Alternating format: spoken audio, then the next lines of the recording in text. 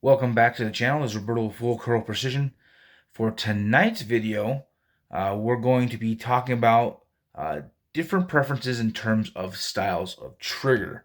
But before we get into it, again, if you have been watching this or it is your first time, whatever the case is, please like, subscribe, share, and comment. Once we get to 150 subs, we will be doing a giveaway on a hat, a shirt with the same logo. You'll get to pick your color and then an ammo box for like rifle cartridges. So yeah, if you're gonna watch this, please like, subscribe, share, comment. We're trying to make the channel grow. But going back to the topic, trigger style. I'm gonna tell you this for myself. I'm a fan an adjustable trigger, one that's easier. I don't like it too light to where you aren't aware that it's there, especially for the hunting application. But I do like the fact that as far as being able to have a good crisp, a I don't like to have creep in the trigger. I have come to appreciate the quality of trigger that is in my Bergara rifle. But I've also had several Savage rifles with the Accu trigger, and I can't really complain. I've had good success with those. And but again, those are also very adjustable. But just not this past hunting season, but the hunting season prior, I had a Weatherby 307, and that had a Trigger Tech trigger in it. I liked that thing. That was nice. Just simple trigger, light, easy to adjust, and just shot really well. I don't have a brand. I'm not so much brand specific or even style specific as I am about a good, reliable trigger. I've tried several different types. I've even tried on other guys' rifles, ones that were more of a target style of a trigger. But I don't feel that was really. It was hard to get accustomed to that if the concept was to use that for hunting. I get why they're really good for bench shooting, where you have more ideal conditions. But I don't think I'd ever want to have a competition style trigger on a hunting rifle. I don't think I want to go down below 2 pounds. And the reason why I don't want to go down below 2 pounds is I want to make sure that when I go to take that shot, I'm actually conscious that I'm taking that shot. I don't want to try to get set up and you're in a rush situation and you go to touch the trigger a little bit and you're not quite settled in, but you're getting close to settled in, and the thing just goes off before you get a chance to really, feel what you're doing. I don't feel like that is a good idea. And that's a pretty common practice. Do I want to have a trigger that's like, the typical old school Brownings and Rugers where you basically have to have the forearm of a blacksmith to squeeze it? No, I don't like those styles. I think that there's a balance, and part of that balance is making sure that you're utilizing your own skills. When I sight in, I don't sight in with a lead sled or anything similar. I'm sighting in prone off of a bag, and I'll use my opposite hand to adjust my buttstock. I try not to use. I try to use as minimal of a support as possible, so that I get practice in adjusting my own skills. I think that I'm gonna say this right now. I think lead sled makes lazy shooters because it doesn't teach you how to tame your own personal mechanics. It doesn't teach you any sort of good technique. Are they bad if you're strictly doing bench? I don't think so. But at the same time, for practical hunting, practical shooting, no, you need to learn to take the time to have your own mechanics. And part of that is going to be your trigger discipline. And this is where I really like I said, try to strive in finding that balanced trigger. So you need to make sure that if you're going to do an aftermarket trigger or you're buying a rifle for the first time, you want to make sure that the trigger is not too heavy, but you also don't want it too light. If it's your first time getting into it, I wouldn't recommend getting anything that's going to have any lighter than 2 pounds. It's going to be good, but it's going to take a little bit of trigger discipline to get those good because when you're learning, it takes a little time to get that feel to cooperate. And if if you yoink a shot, and a little early, you pull a shot, or whatever the case is, and it's on paper or steel, not a big deal. You'll be all right. Those are an inanimate object. You're gonna be fine. But where it really comes to having your trigger type and what you're comfortable with is when it comes to actual hunting. Remember, that's a living thing. So whether you're out there to shoot, let's say, out here in Montana, they call them gophers, but they're really not gophers. They're ground squirrels. They're basically a pint-sized prairie dog. That's really what they are. They don't get very big, maybe 5-6 inches tall at most. They don't get very big. But even so, the idea is to shoot it and kill it, not to torture it. So, and I understand why they do it out here, and I've done it. I've helped too. Some fields just get so covered up in them that it's dangerous for your livestock, for your whether you have horses or cattle or sheep, even for yourself. Some of those holes are pretty big, and the more you have like ground squirrels and such, the more you're inviting, the predators that are involved with that. So you're gonna have some rattlesnakes around, and that's also its own challenge. Interestingly enough, I don't know anybody here that full on hates them. They just want to see them thinned out some. So I get that, but besides that, whether you're hunting those or you're hunting coyotes or you're hunting fox, whitetail, mule deer, elk, whatever it is, trigger discipline is important. And part of that is also finding a trigger that you're comfortable with. So, I know there's a lot of guys that really love their Ruger M77s and their Browning A bolts and X bolts from, even 20, 25 years ago. And I'm going to be honest with you, when I first was getting in, selecting when I was younger into rifles, I never liked the triggers on, especially on the Rugers. They were heavy. I felt like they weren't built well at all. And then Savage came along and invented the Accu trigger, which allowed you to adjust it down. And I'm gonna tell you what, that definitely set off a whole revolution as far as better trigger quality.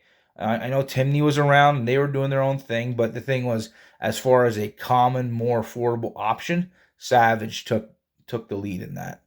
I've always felt that the earlier rifles, like I said, they were just not great with their trigger weights. And the only way to adjust them was to bring them to a gunsmith, which is kind of annoying because it's like, not everybody had the money to drop their rifle off and get it shaved off. And what if the gunsmith screwed up and now you need a new trigger? Well, that costs money. So all these things. And so, my thing is, if I'm going to buy a rifle, regardless of the type of trigger, I'm going to make sure it's of a company that has a good reputation of their quality of trigger. And then the other side of it is I'm going to make sure it's one that I feel comfortable with, that I can adjust either down or up.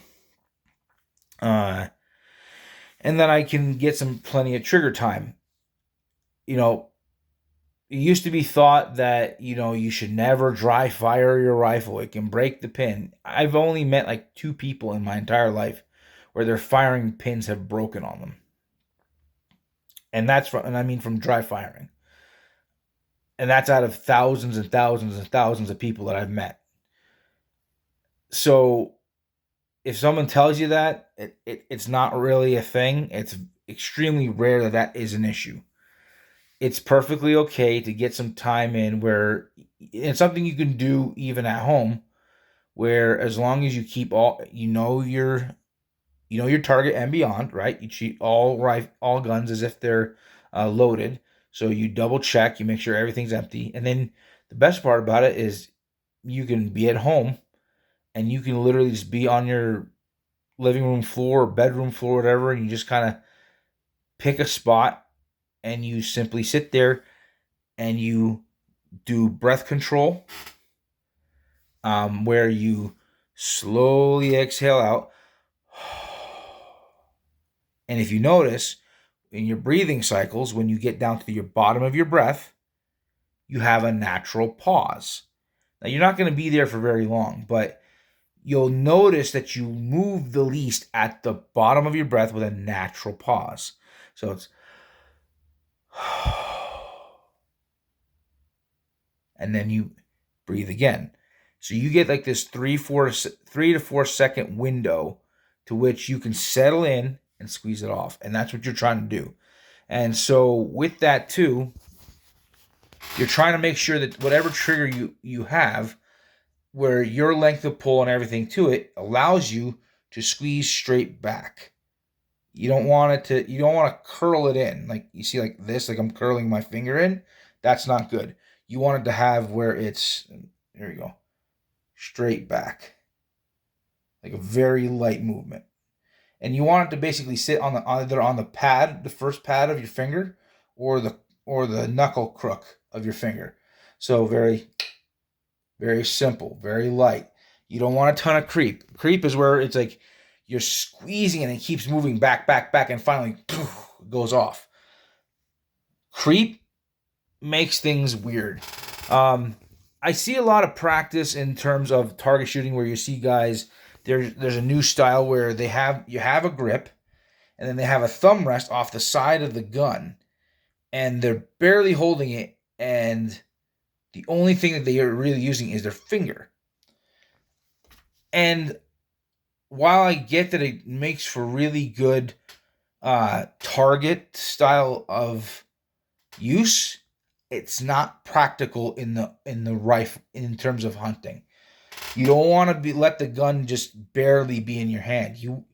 Think of it as it's kind of like anything else. There's a balance, right?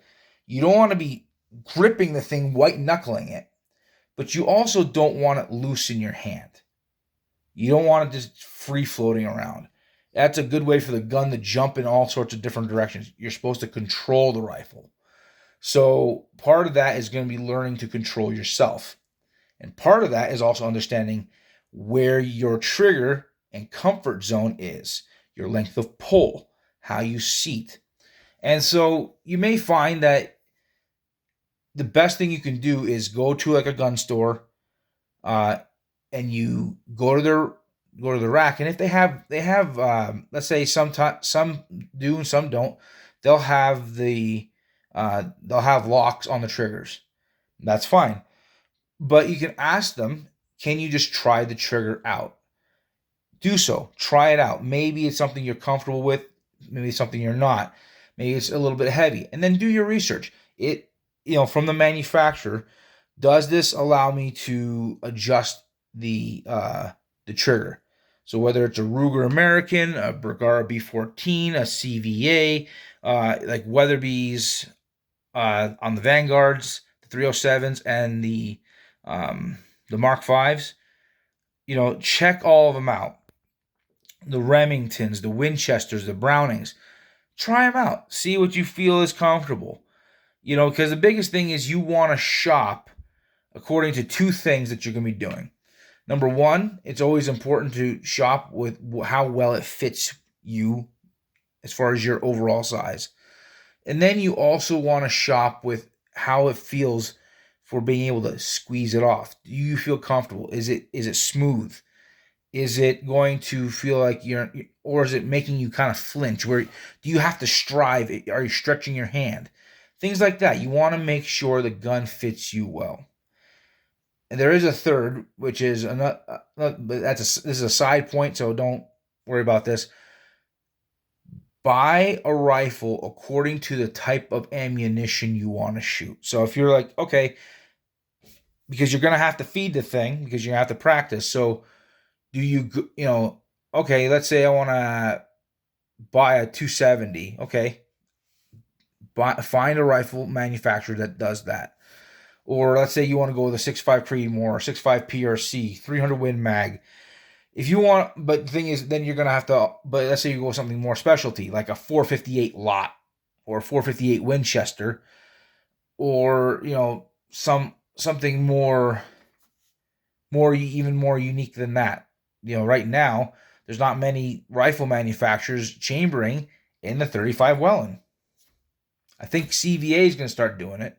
Ruger does in their Alaskan model.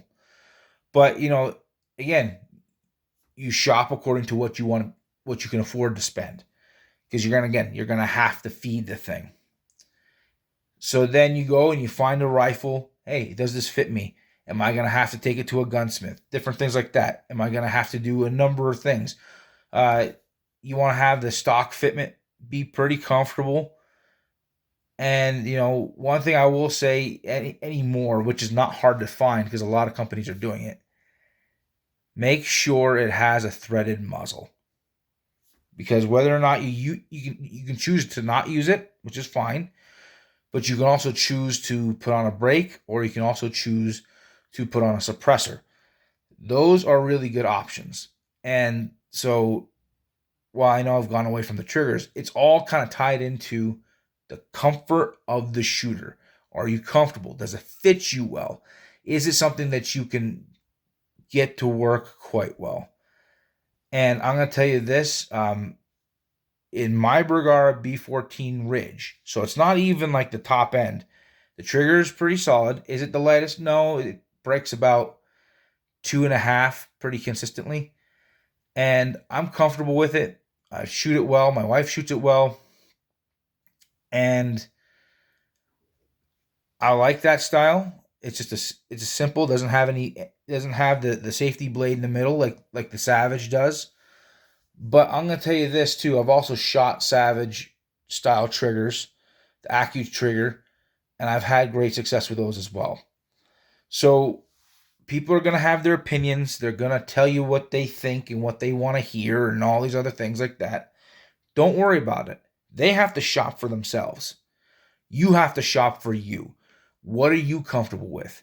Me, I can make both work because I've gotten practice with both of them enough to where I'm comfortable with them on both styles. I don't have a preference. But the only preference I have is good crisp, no creep, and it has to be able to be between 2 and 3 pounds. If it is not in between 2 and 3 pounds on the low end, I will not use it. Those are my preferences. Besides that, the style of trigger itself is really irrelevant to me. So that's what I have for tonight. Please like, subscribe, share, comment. Again, we're trying to get to 150 subs, where we're going to do a giveaway on a hat, a shirt, and an ammo box. Please share this, and we'll talk to you again.